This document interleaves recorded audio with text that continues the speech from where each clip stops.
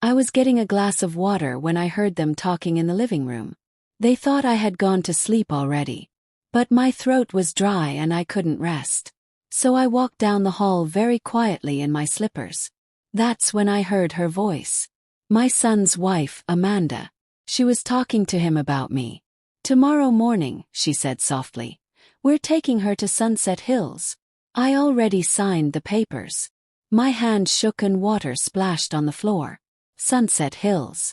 That was the place with locked doors and nurses who treated old people like babies. I stood there in the dark hallway, frozen like ice. My heart was beating so fast I thought they might hear it. I walked back to my room without making any noise. The floor didn't creak because I knew which boards were loose. I had learned that in the 5 months I'd been living here. 5 months since I sold my little apartment by the park.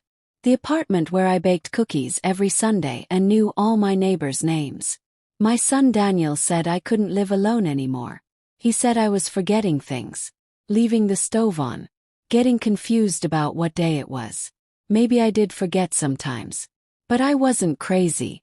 I wasn't someone who needed to be locked up. When I moved in, Daniel hugged me tight and said, "Mom, we're family. We take care of each other."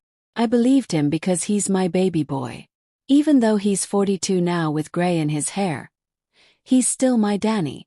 I gave him all the money from selling my apartment. $35,000. He said he would keep it safe for me.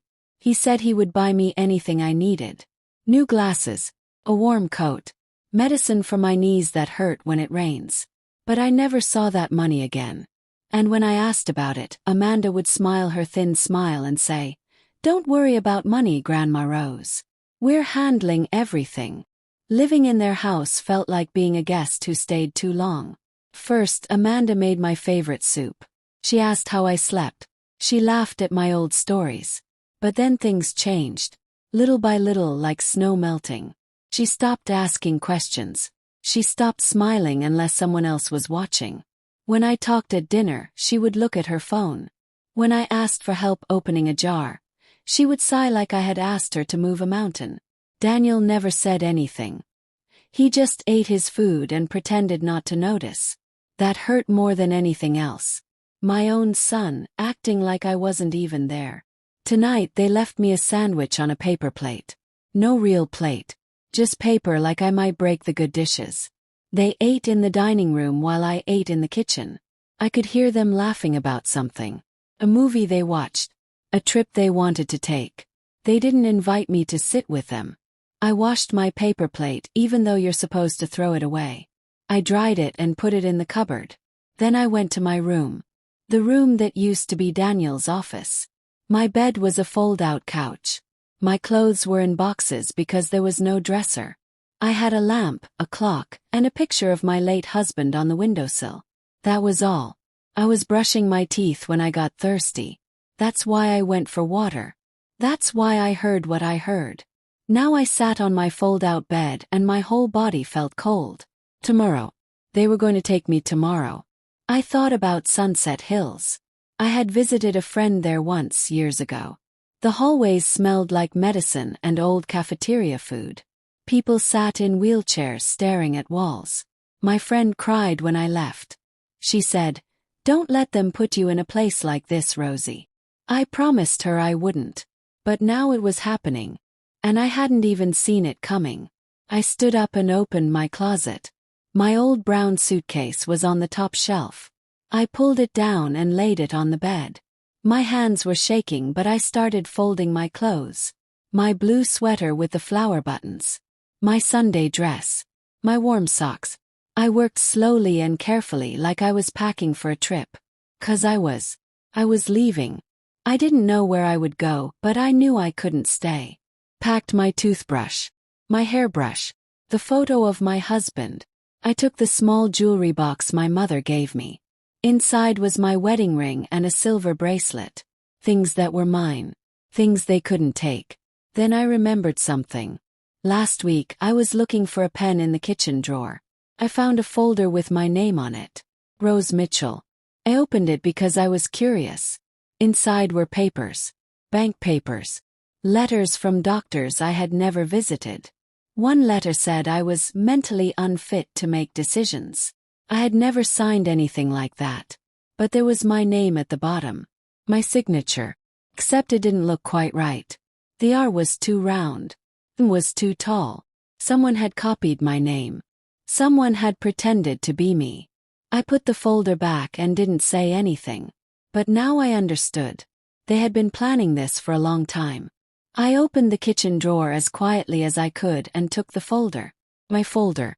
My stolen name. I put it in my suitcase under my sweater. Then I put on my coat. My good walking shoes.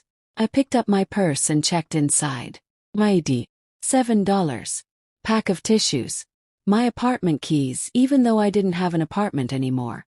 I looked around the little room one last time. This place never felt like home. I turned off the light. I opened the bedroom door. The house was dark and quiet. I could hear Daniel snoring down the hall. I walked through the kitchen, through the living room, past the pictures on the wall. Pictures of Daniel as a boy. Of his wedding. Of vacations I wasn't invited to. I unlocked the front door and stepped outside. The air was cool and clean. I closed the door so softly it didn't even click. Then I started walking. The street was empty. All the houses were dark except for a few porch lights. I walked past the neighbor's house with the garden gnomes. Past the mailbox shaped like a barn. My suitcase had wheels, but one of them squeaked. I walked faster. I didn't know where I was going. I just knew I had to keep moving. At the end of the block I looked back. The house was dark. They didn't know I was gone. They were sleeping, dreaming about tomorrow. About taking me away. But I was already gone. There was a bus stop 3 blocks away. I used to take the bus when I lived in my apartment. I knew the routes. I knew the schedules. My knees hurt from walking, but I kept going. One step. Then another. I passed a cat sitting on a fence. It watched me with glowing eyes. I passed a car with a flat tire. I passed a house where someone left their Christmas lights up all year. Finally I saw the bus stop. A bench under a street light. I sat down and put my suitcase next to me. My hands were still shaking. I checked the schedule posted on the sign. The next bus would come at 6 in the morning. I looked at my watch. It was 1:30. I had 4.5 hours to wait. I wasn't scared. Not yet. I was just tired.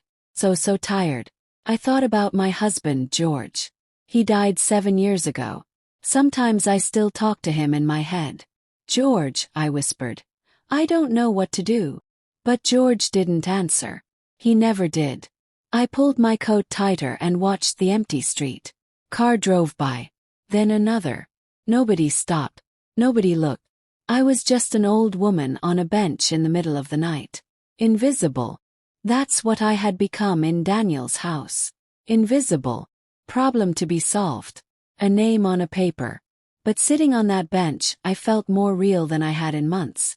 Felt awake. I thought about the folder in my suitcase. The fake signature.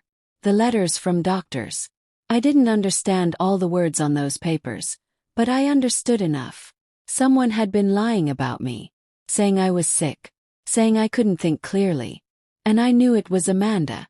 Daniel wouldn't do that. He couldn't. But Amanda. She was always so organized. So in control. She probably thought she was being smart. Getting rid of the old woman who took up space. Who needed help. Who cost money. I felt anger growing in my chest. Hot and bright. They stole from me. They lied about me. And they were gonna throw me away like garbage. The bus finally came. It was big and yellow with bright lights inside. The driver was a young woman with kind eyes. Good morning, sweetheart, she said. I climbed the steps slowly, pulling my suitcase behind me. Where you headed? She asked. Downtown, I said. Near the library. She nodded and I sat in a seat near the front. The bus was almost empty. Just me and 2 other people sleeping in the back. We drove through the quiet streets. Past closed shops. Past empty playgrounds. I watched the world go by and thought about what to do next. I needed help. Real help. But who could I trust? I remembered my friend Paula. We met at church years ago. She was younger than me, maybe 60. She was smart and tough. She helped people with problems. Legal problems. I didn't have her phone number anymore, but I knew where she worked. An office downtown near the courthouse. If I could find her, maybe she could help me. The bus stopped at a red light. A man got on. He smelled like coffee and cigarettes. He nodded at me and sat down. The bus started moving again. I closed my eyes and let myself rest. Just for a minute. Just until the sun came up. When I opened them again, the sky was turning pink. We were downtown. I got off the bus and stood on the sidewalk. The city was waking up. People in suits walked quickly with coffee cups. A man swept the sidewalk in front of a bakery. I smelled fresh bread. My stomach growled. I realized I hadn't eaten dinner. Just that sad sandwich on a paper plate. I walked until I found a small diner. It had a blue awning and a sign that said, "Open 24 hours." I went inside. It was warm and smelled like bacon. A waitress with a friendly face showed me to a booth. "What can I get you, honey?" she asked. "Eggs," I said. "And toast. And coffee, please." She smiled and walked away. I sat there looking out the window and felt something strange. Relief. The food came and I ate slowly. The eggs were hot and salty. The toast was crispy with butter melting on top. The coffee was strong and bitter and perfect. I hadn't realized how hungry I was. How empty I felt. Not just in my stomach but everywhere. Living in that house had hollowed me out. But here, in this little diner, eating eggs and toast, I felt full again. Felt human. When I finished, I paid with my $7. The waitress gave me change and a smile. "You take care now," she said. Promised I would. Then I picked up my suitcase and walked back into the morning. I found Paula's office in a tall building made of gray stone. The directory in the lobby said she was on the 3rd floor. I took the elevator up. My heart was pounding. What if she didn't remember me? What if she couldn't help? I found her door and knocked softly. A voice inside said, "Come in." Opened the door. Paula was sitting at her desk, looking at her computer. When she saw me, her eyes went wide. "Rose," she said. "Oh my goodness, Rose Mitchell." She stood up and hugged me tight. I started crying. I didn't mean to. But all the fear and anger and sadness came pouring out. Paula held me and said, "It's okay. You're safe. Tell me everything." We sat down and I told her the whole story. About moving in with Daniel. About the money disappearing. About the folder with fake signatures. About Amanda's whisper in the dark. Paula listened carefully, nodding, writing things down. When I finished, she looked at me with serious eyes. "Rose," she said, "what they did is called elder abuse. It's a crime. They forged your signature. They stole your money. And they were going to lock you away without your permission." I felt my chest tighten. "Can you help me?" "Yes." Paula reached across the desk and squeezed my hand. "Yes," she said. "We're going to fix this. All of it." Paula made phone calls. She talked to people in serious voices, using words I didn't understand. Legal terms. Court orders. Protection services. I sat in the chair and watched her work. She was like a soldier going into battle. Strong and focused. After an hour, she hung up the phone and turned to me. "Okay," she said. "Here's what we're doing. First, we're going to the police. You're going to file a report about the theft and forgery. Then we're going to the bank to freeze your accounts. And then we're going to court to get an emergency order. They can't touch you, Rose. Not anymore." I felt tears again, but this time they were different. These were tears of hope. We went to the police station first. A kind officer named Martinez took my statement. I showed him the folder with the fake signatures. His face got very serious. "Ma'am," he said, "this is clear fraud. We'll need to investigate your son and daughter-in-law." Hearing those words felt strange. My son. The baby I rocked asleep. The boy who brought me flowers on Mother's Day. Now he was being investigated by the police. Part of me wanted to protect him. To say it was all a mistake. But I knew the truth. He had chosen Amanda over me. He had let this happen. And that was something I couldn't forgive. Officer Martinez gave me a case number and said someone would call me soon. Next, we went to the bank. Paula did most of the talking. She explained everything to the manager, a woman named Mrs. Chen. Mrs. Chen looked at the papers and her expression changed. She made copies. She typed on her computer. Then she looked at me and said, "Mrs. Mitchell, I'm freezing all accounts connected to your name. Nobody can access your money except you." I felt a weight lift off my shoulders. My money. The $35,000 from my apartment. It was still there. They hadn't spent all of it yet. Mrs. Chen set up a new account just for me. She gave me a new bank card with my name on it. "You're in control now," she said. I thanked her and meant it with my whole heart. By noon, we were sitting in a courthouse waiting room. Paula had filed an emergency restraining order against Daniel and Amanda. It meant they couldn't come near me, couldn't call me, couldn't force me to go anywhere. A judge would review it today. We waited for what felt like hours. Finally, a clerk called my name. We went into a small courtroom. The judge was an older man with white hair and glasses. Paula presented the evidence. The forged papers. The police report. The bank statements. The judge looked at everything carefully. Then he looked at me. "Mrs. Mitchell," he said, "do you feel safe?" I shook my head. "No, Your Honor." He nodded. "Then you're granted protection. Effective immediately." When we left the courthouse, the sun was shining bright. Paula walked me to her car. "Where are you staying tonight?" she asked. I hadn't thought about that. The motel. A shelter. I didn't know. Paula smiled. "You're staying with me," she said. "I have a guest room. It's small but it's cozy. And it's yours for as long as you need." I felt my throat get tight. "I can't ask you to." Paula held up her hand. "You're not asking. I'm offering. Come on, Rose. Let's get you home." That word sounded so beautiful. We drove to Paula's house, a little blue cottage with flowers in the yard. She showed me to the guest room. It had a real bed with a quilt, a dresser, lamp, a window with white curtains. It was perfect. That night, Paula made spaghetti for dinner. We sat at her kitchen table and ate together. She told me about her work, about the people she helped, about her daughter in college.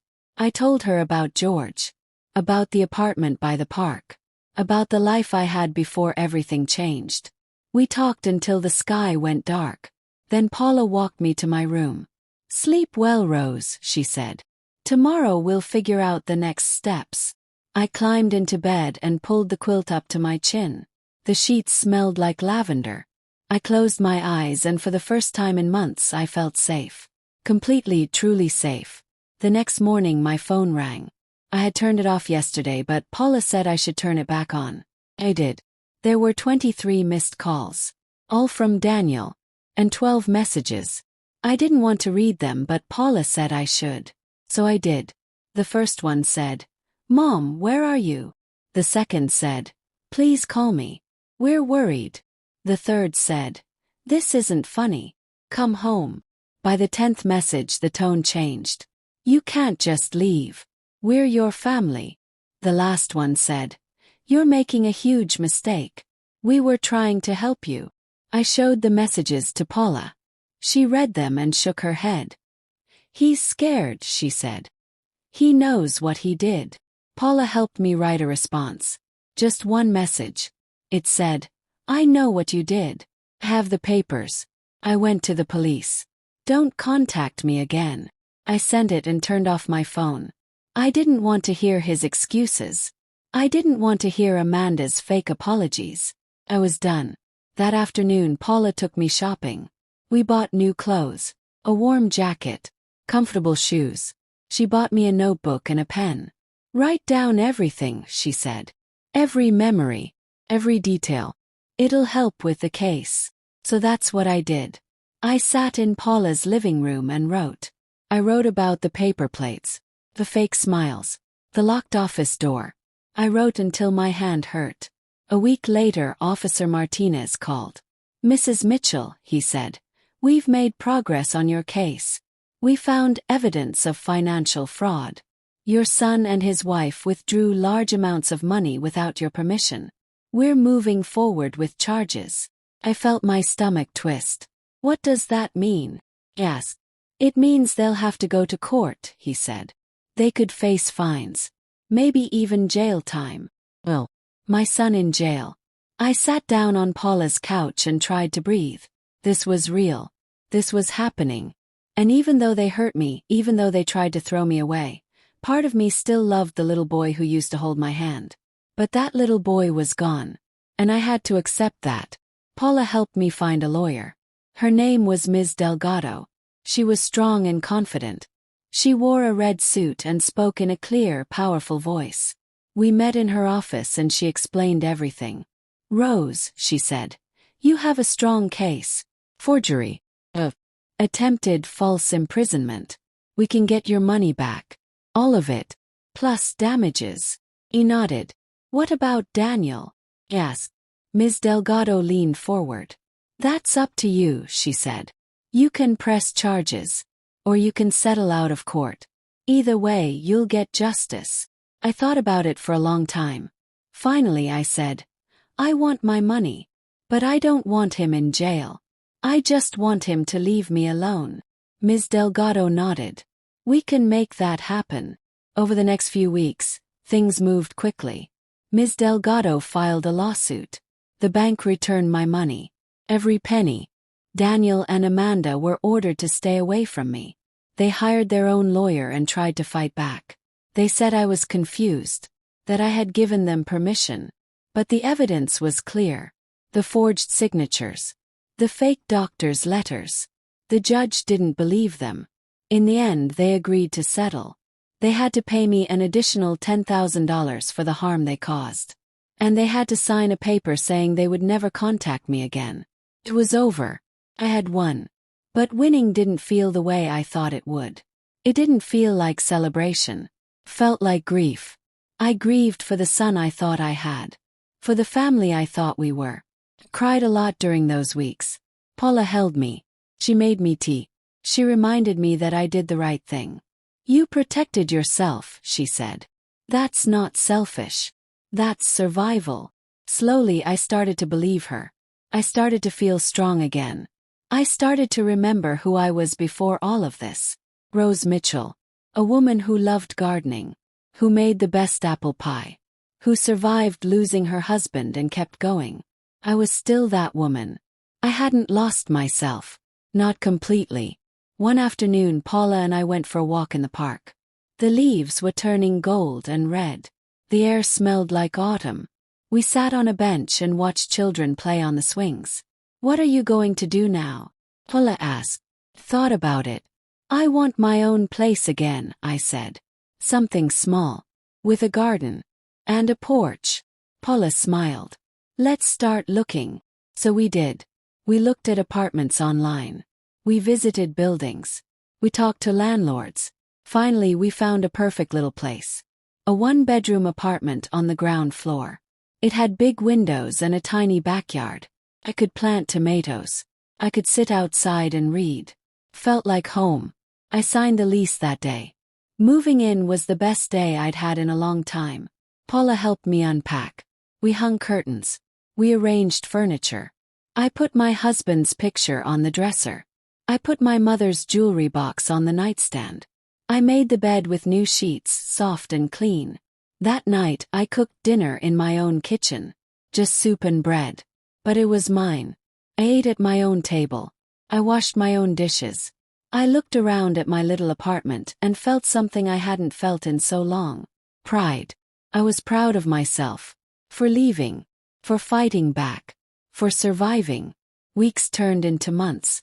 I made friends with my neighbors. Mrs. Kapoor next door brought me homemade samosas. Mr. Allen upstairs helped me fix a leaky faucet. I joined a book club at the library. I started going to church again. Slowly, my life filled up with good things. Small things. Cup of coffee in the morning. Phone call with Paula. A walk in the park. These things mattered. They made me feel alive. One day, I was planting flowers in my backyard when I thought about Daniel. I wondered if he ever thought about me. If he ever felt sorry. I decided it didn't matter. I had forgiven him. Not because he deserved it but because I deserved peace. Kept the folder. The one with the fake signatures and the lies. I kept it in a drawer in my bedroom. Sometimes I took it out and looked at it. Not to make myself angry, but to remind myself of what I survived. To remind myself that I was strong. That I fought back. That I didn't let them erase me. I also started writing my story. In the notebook Paula gave me. I wrote about everything. The whisper in the dark. The bus ride. The diner. Paula's kindness. The courtroom. I wrote it all down. Maybe one day I would share it. Maybe it would help someone else who felt invisible. Someone else who needed to know they could fight back. That they could escape. That they could start again. On my 82nd birthday, Paula threw me a party. Just a small one. Few friends from church. My neighbors. Ms. Delgado even came. We had cake and ice cream. We laughed and told stories. Paula gave me a gift. A framed photo of the two of us from the day we went to court. We looked tired but strong. She had written on the back, "To Rose, the bravest woman I know." I cried when I read it. Happy tears this time. That night, after everyone left, I sat on my porch and looked up at the stars. I thought about everything that happened. The fear. The betrayal. The escape. The fight. The victory. And I realized something important. I had lost my son. But I had found myself. Life wasn't perfect. My knees still hurt. I still forgot things sometimes. I still got lonely. But I was free. I made my own choices. I spent my own money. I lived by my own rules. Nobody could take that away from me. Not anymore. I thought about other people like me. Old people living in houses where they weren't wanted. Where they were invisible. I wanted to tell them something. I wanted to say, you matter. Your voice matters. Your life matters. Don't let anyone tell you otherwise. Don't let anyone make you disappear. If you need to leave, leave. If you need to fight, fight. You are stronger than you think. Sometimes I still heard Amanda's whisper in my dreams. Tomorrow we'll lock her away. But now when I heard it, I didn't feel afraid. Felt grateful. Grateful that I heard it. Grateful that I had time to escape. Grateful that I grabbed my bag and their secrets and walked out that door. That whisper saved my life. It woke me up. It gave me the push I needed to take back my power. And now, sitting on my porch in my little apartment with my garden and my books and my freedom, I understood something. They didn't lock me away. I locked them out. And I would never let anyone cage me again. This is my story. The story of the night I escaped. The night I stopped being invisible.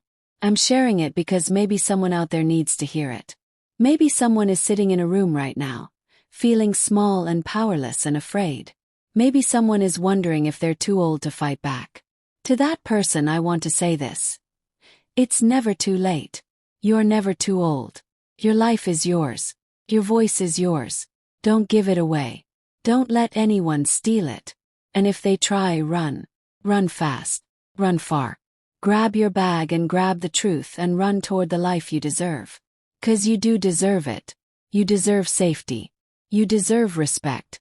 You deserve love. And you deserve to be free. Always, always free.